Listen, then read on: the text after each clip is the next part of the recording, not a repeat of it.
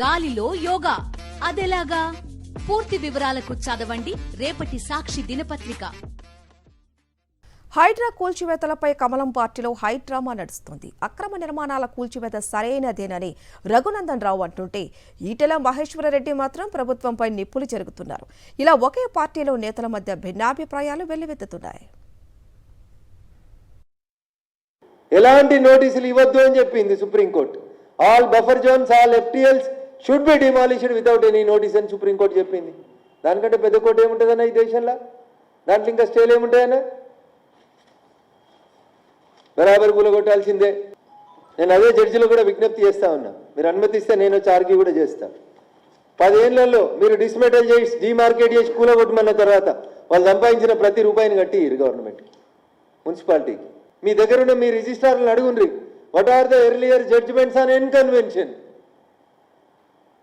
Survey చేసి demarcate చేసినాక dismantle చేయమనాలి, కానీ స్టే ఇచ్చుడు ఎందుకండి? ఎవరిని గౌరవించేందుకు స్టే ఇస్తున్నారు అంటే మీకంటే ముందు ఇచ్చినటువంటి జడ్జి ఇచ్చినటువంటి ఆర్డర్ని మనం వద్దందామా?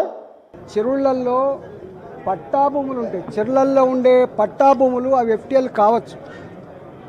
వాటికి పేదలకు పట్టాలు ఇచ్చి ఇల్లు కట్టించిండ్రు, వాటికి పర్మిషన్లు ఇచ్చి లేఅవుట్ చేసుకొని ఇచ్చిండ్రు.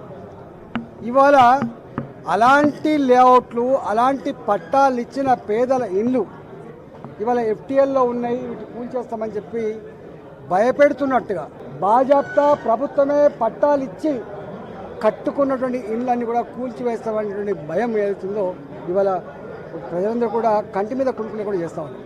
నేను అంటా ఉన్నా, హైడ్రా గురించి, నీ అక్రమాల చిట్టాల గురించి, నీ దందాల గురించి నేను మాట్లాడుతున్నాను, కానీ సామాన్య ప్రజల్ని వేధించే భయభ్రాంతుల గురించి చేసేటువంటి పద్ధతులలో మీరు ఆలోచన చేస్తుందా రేవంత్ రెడ్డి అని చెప్పి అడుగుతూ ఉన్నాం.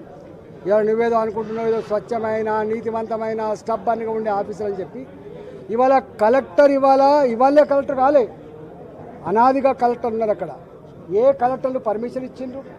ఏ జిహెచ్ఎంసీ పర్మిషన్ ఇచ్చింది? ఏ ఉడా పర్మిషన్ ఇచ్చింది? ఏ ఆఫీసర్ దాన్ని రిజిస్ట్రేషన్ చేసిండ్రు? సమస్యను పక్కదో పట్టించడానికి ఈరోజు హైడ్రా డ్రామా చేస్తూ ఉన్నాడు.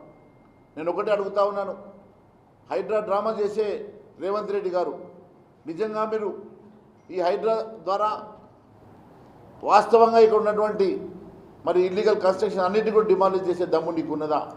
అట్లయితే నీ సొంత తమ్ముడి మీద వస్తున్న ఆరోపణలు కానీ, మరి మీ పార్టీ నాయకుల మీద వస్తున్న ఆరోపణలు కానీ, మీ పార్టీలో ఉన్నటువంటి ఎమ్మెల్యేల అక్రమ నిర్మాణాన్ని ముందు మీరు డిమాలిషన్ చేసిన తర్వాత మరి ఇతర అంశాలకు మీరు వెళ్ళి ఉంటే బాగుండేది.